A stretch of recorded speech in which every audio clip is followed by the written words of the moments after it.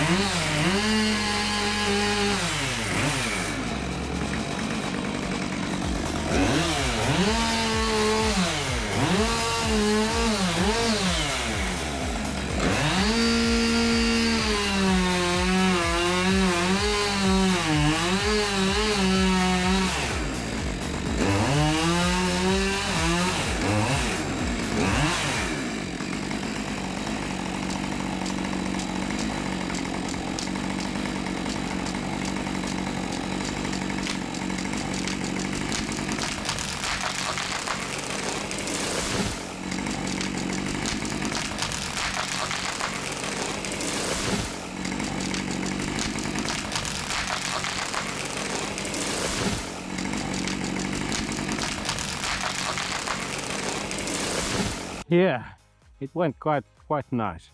I also made a triangle-like hinge, so it's a little bit wider from this side, where I need some extra keep. For the next one, I must put a tackle